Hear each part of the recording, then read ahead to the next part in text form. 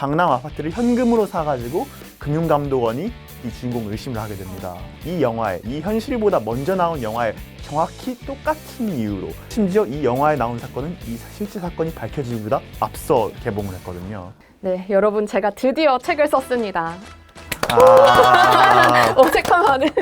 사실 혼자 쓴 건 아니고요. 굉장히 우리 회사 기자들 여럿이서 썼는데 그 중에 한 분을 오늘 모셨습니다. 썰전 보셨던 분들은 사실 굉장히 많이 아는 분일 것 같아요. 네, 안녕하십니까. 한국경제신문 정치부에 있는 전범진 기자입니다. 과거에는 증권부로 이제 설전에 출연자로 나왔었고, 그 이전에는 또 같이 저도 이제 환경 유튜브 진행자로 나왔던 1대 유튜버였죠. 네, 조상님이죠, 제가.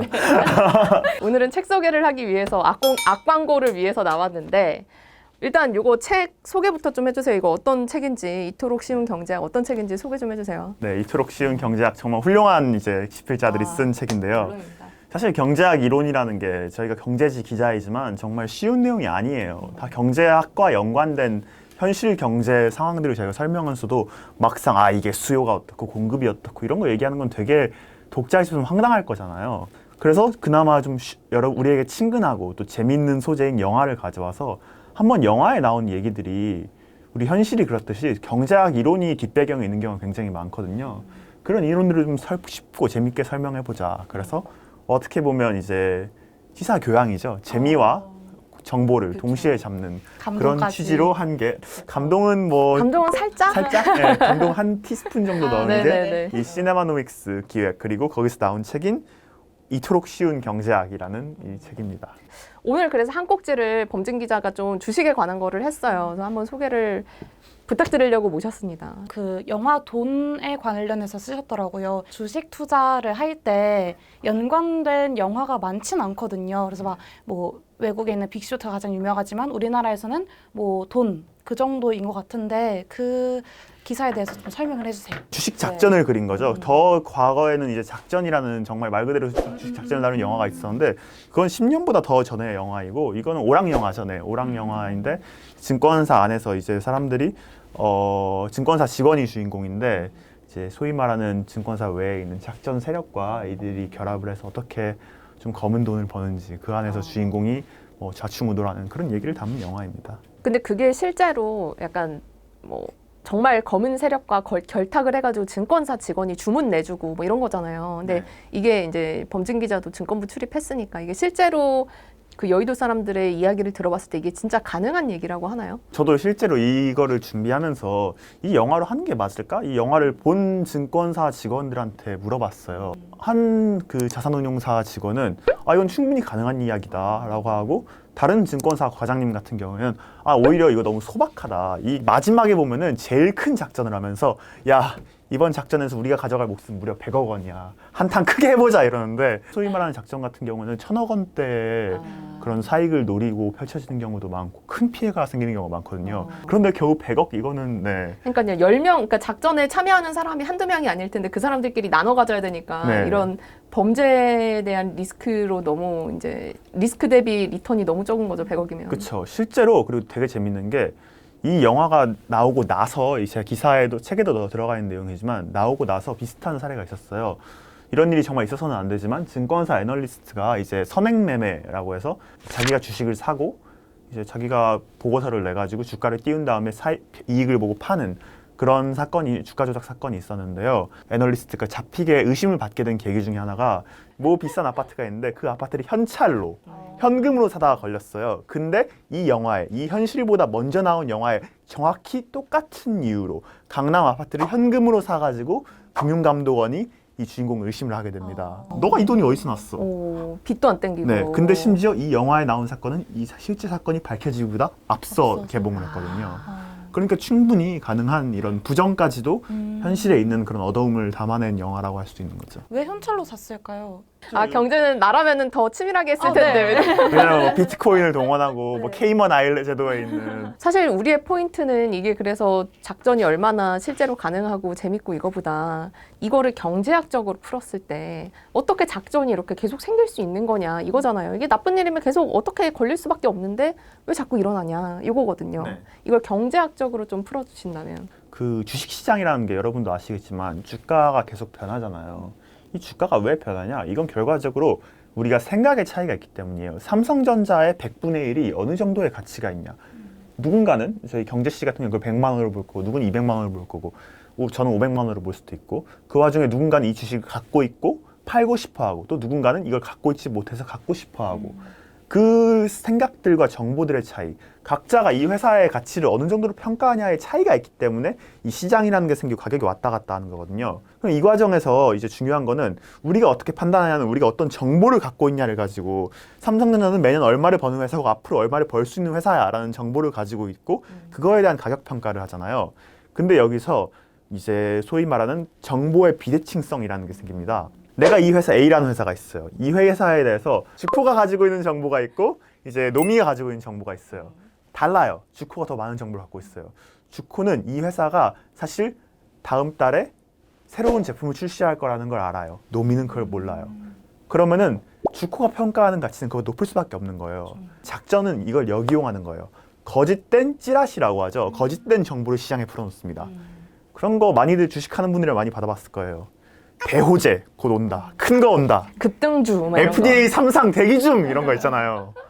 이제 그거에 홀린 사람들은 이거를 비싼 가격에 사고 싶어 하잖아요.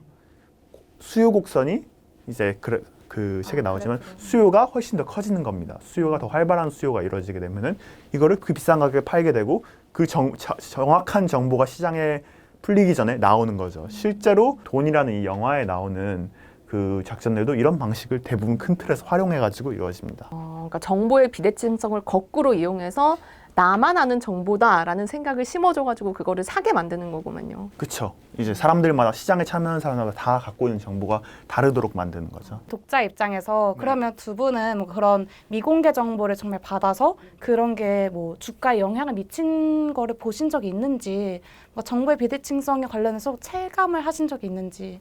근데 사실 기자들이 생각보다 미공개 정보를 많이 알 수가 없습니다. 그러니까 요즘에 미공개 정보라는 게 사실은 많지가 않아요. 예를 들어 기업의 정보라는 게 굉장히 애널리스트 분들을 통해서 빠르게 그리고 또 다른 정보 루트를 통해서 빠르게 확산이 되고 있기도 하고 뭐 미공개 정보라고 하면 굳이 따지면 M&A 딜 정보 같은 것들이 조금 해당이 될 것 같은데 만약에 그거를 기자가 활용을 해서 매매를 한 게 밝혀진다 그러면 또 바로 실제로 대부분의 기자들은 그런 걸 들으면은 아 이걸로 기사 써야지라는 생각밖에 안 나고 그 기사 쓰고 이제 기사 낸 다음에 막 고치면서 부장한테 혼나고 딱 끝나고 나면은 이미 그 기사가 나오고 장은 끝나 있고 주가는 반영을 해 있고 사실 뭐 이런 얘기를 하면 좀 그렇지만 기자에게 들어올 만한 비밀 정보면 이미 여의도 바닥 한 5바퀴 정도 돌고 들어오는 거예요. 더군다나 요새는 기사의 영향력이 주가에 대한 영향력이라는 게 여러 가지 이런 이유 때문에 굉장히 낮아져서 그런 사례가 많지 않은데 예전에 같은 경우에 정말 기사의 영향력이라는 게 크고 특히 코스닥처럼 거래가 많지 않은 종목들에 대해서 기사를 썼을 때 약간 주가가 움직이고 이런 것들이 있었는데 그것 때문에 이제 모 언론사에서 편집국에 갑자기 이렇게 딱 들어오셔가지고 이렇게 이체로 나갔다는 이체로 이렇게 끌려가셨다는 그런 전설적인 이야기도 네. 그런 짓 하면 안 되죠. 근데 제가 영화를 보다 보니까 거기에서 증권사 직원 한 명이 실수를 해가지고 그 회사 전체가 망하는 경우가 있더라고요. 근데 이게 실제로 일어날 수 있는 일인 건가요?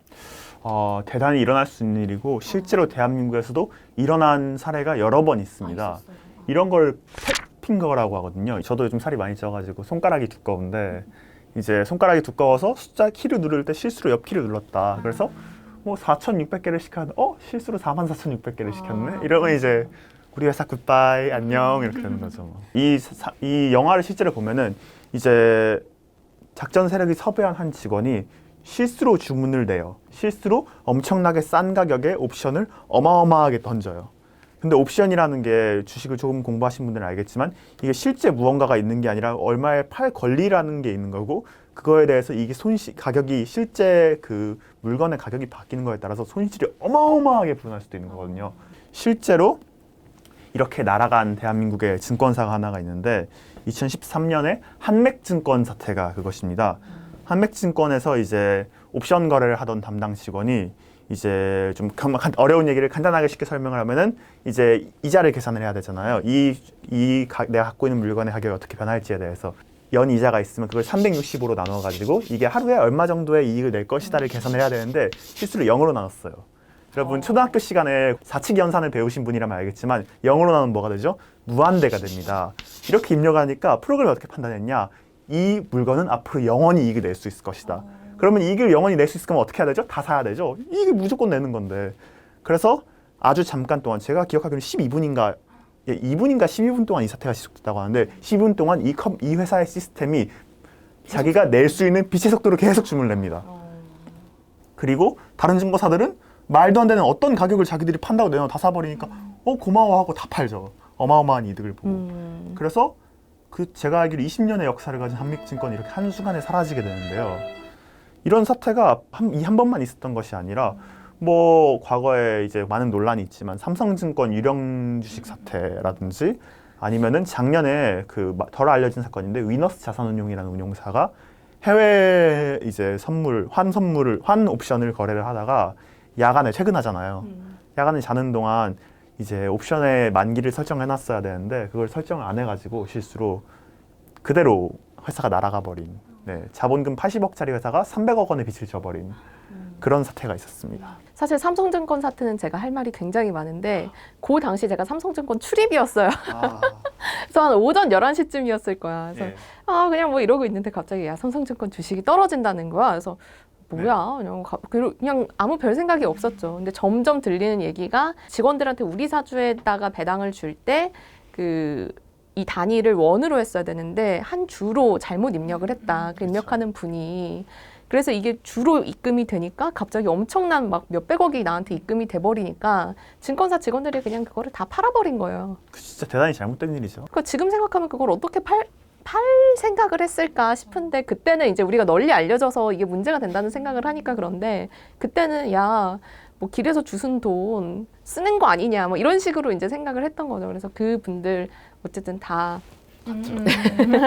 철컹철컹 하시고 뭐 다른 사태는 사실 다른 증권사의 어떤 손실이나 아니면 부도까지 이어졌지만 이 사태는 좀 개인들의 부도덕한 어떤 사건으로 기록됐던 그래서 한동안 계속 기사를 쓰느라 너무 힘들었던 저한테는 저도 삼성증권 사태를 보면서 그러면 이 팻핑거라는 게 사람은 언제든지 실수를 할 수 있는데 약간 제도적으로 시스템화를 시켜놔야 되는 게 아니냐 뭐 이런 생각도 했는데 사실 요 시스템화를 시키는 게 굉장히 생각보다 비용이 많이 들고 오히려 이렇게 좀 예를 들어 삼성증권 사태처럼 부도덕한 일이 생겼을 때 과징금을 엄청나게 매기는 게 그런 실수를 미연에 방지할 수 있는 그러니까 미국식 약간 방지법이라고 하더라고요. 결국 증권도 요즘은 많이 프로그램이 개입된다고 하지만 결국은 사람들이 중요한 결정을 내릴 때가 많은데 인간은 실수하기 마련이니까요.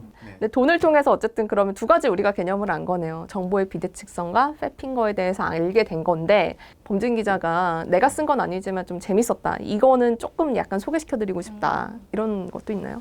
제 동기 중에서 이 채널에도 되게 자주 나온 구민기라는 친구가 있습니다. 지금 저희 한경 IT부에 있는 제가 정말 사랑하는 동기인데요. 그 친구가 또 어색한데? 한 로맨티스트입니다. 이 한경을 대표하는 로맨티스트이자 낭만주의자인데 그래서 이 사람이 무려 결혼에 대하여 우리도 사랑일까라는 영화를 경제학적으로 리뷰를 했는데요. 결혼이란 무엇인가? 인간관계란 무엇이고 내가 너에 대해 느끼는 사랑이 어떻게 사랑이 변하니라는 유명한 말 있잖아요. 사랑은 변한다는 이거를 경제학적으로 고찰하고 하지만 그럼에도 왜 결혼이라는 제도가 의미가 있는지 정말 낭만주의자답게 훌륭하게 쓴 글이에요. 왜 사람은 사랑에 빠지고 또 사랑이 식기도 하고 변하기도 하는지 이거를 경제학적인 개념으로 맞습니다. 심리학적인 개념이 아니라 어떤 개념을 활용해가지고 썼을지는 한번 책을 통해서 아니면 요 방송의 반응이 좋으면 다음 방송을 통해서 구민기 선배를 그럼요. 제가 이렇게 자연스럽게 카페트를 깔아놓은 거죠. 그럼요. 큰 그림을 그려봤습니다. 이번 편 댓글 반응 좋으면 다음 주에 또 한번 요 안에 들어있는 새로운 경제학적인 영화 이야기로 한번 또 돌아오도록 하겠습니다. 오늘 범진 기자님 감사합니다. 나와주셔가지고. 오랜만에 카메라 앞에 나왔는데 이렇게 또 좋아하는 선후배들 사이에 있어가지고 너무 편하게 촬영할 수 있었습니다. 나중에 또 불러주세요. 네, 감사합니다. 감사합니다.